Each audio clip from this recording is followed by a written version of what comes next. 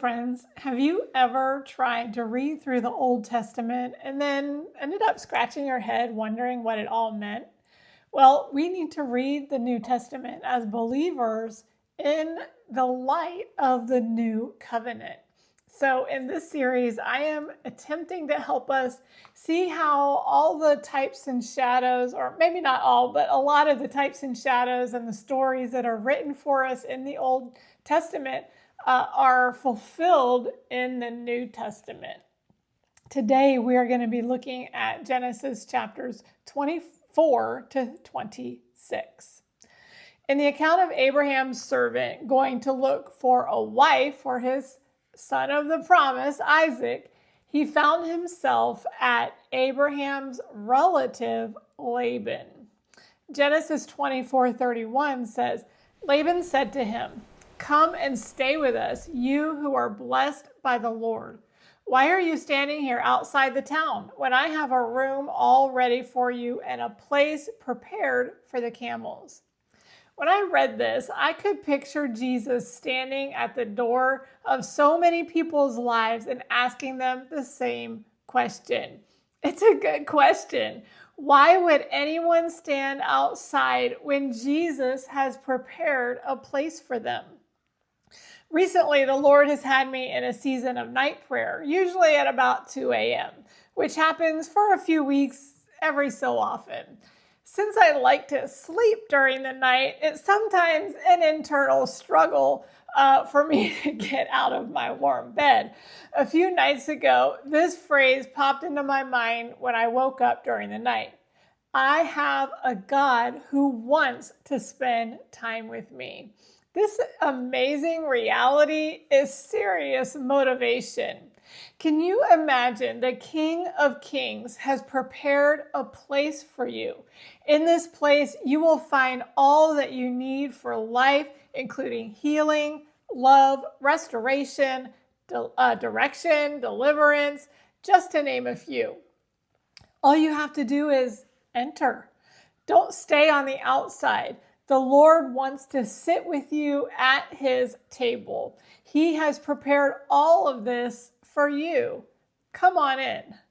Now that you have entered and have an experience with him, don't keep quiet about it. You have to share. When a woman meets a man and falls in love, she wants all her friends and family to know him. So she takes him and she introduces him to them. Do the same thing with Jesus. We want to spread the glory of the Lord by sharing the gospel with many people, so as many as possible will find their prepared place with the Lord. There is a God who wants to spend time with them too. The link for this is in Revelation 3:20. Look, Jesus says, I stand at the door and knock. If you hear my voice, open the door and I will come in and we will share a meal together as friends. Some decades passed between Genesis 24 and 25. Now Isaac and Rebekah's sons enter the narrative. In Genesis 25:29 to 34, it says, One day when Jacob was cooking some stew, Esau arrived home from the wilderness, exhausted and hungry. Esau said to Jacob, I'm starved. Give me some of that red stew. This is how Esau got his other name, Edom, which means red. All right, Jacob replied, but trade me your rights as the firstborn son. Look, I'm dying of starvation, said Esau. What good is my birthright to me now? But Jacob said, first you must swear that your birthright is mine. So Esau swore an oath, thereby selling all his rights as the firstborn to his brother Jacob. Then Jacob gave Esau some bread and lentil stew. Esau ate the meal, then got up and left. He showed contempt for his rights as the firstborn. What strikes me about this passage are the severe consequences resulting from an uncontrolled appetite. Esau sells his birthright because he is starving, but this is simply not true. Esau was from a wealthy family. There was plenty of food, as the preceding and proceeding chapters will testify of God's blessing upon Abraham, Isaac, and Jacob.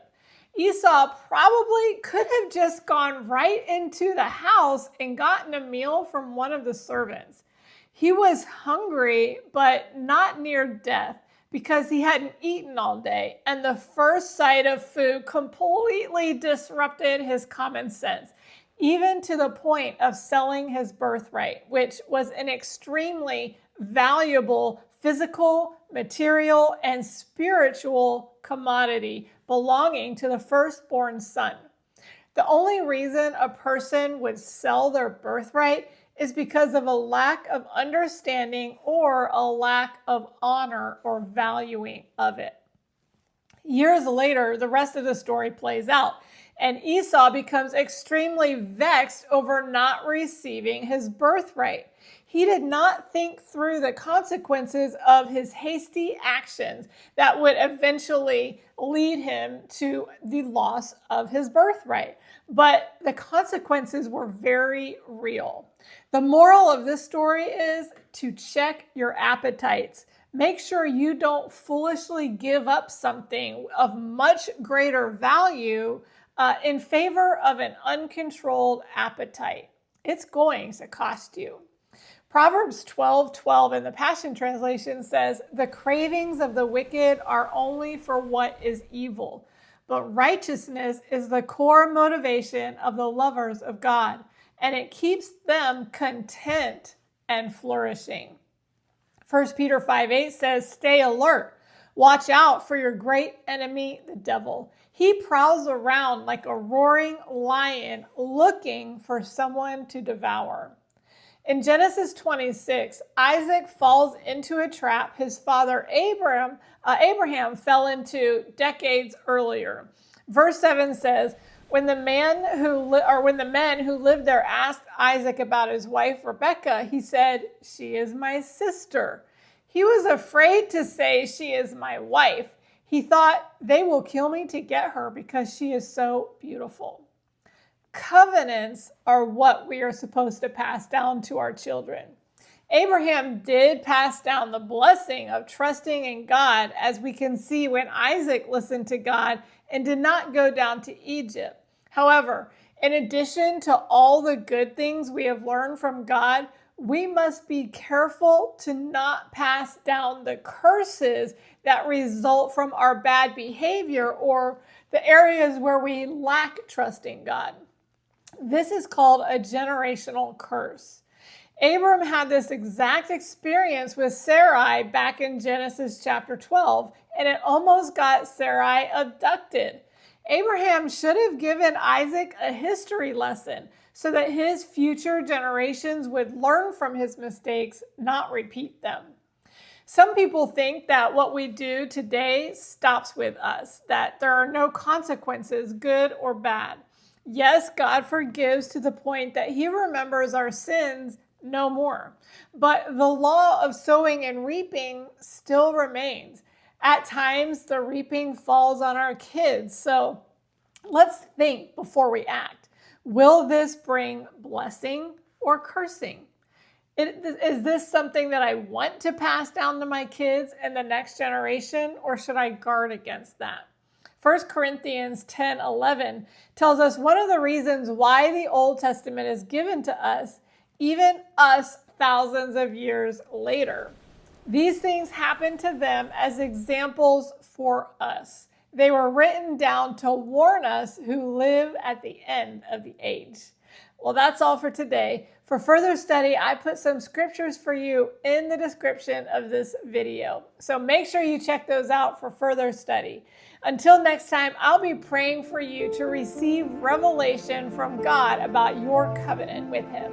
Have a blessed week.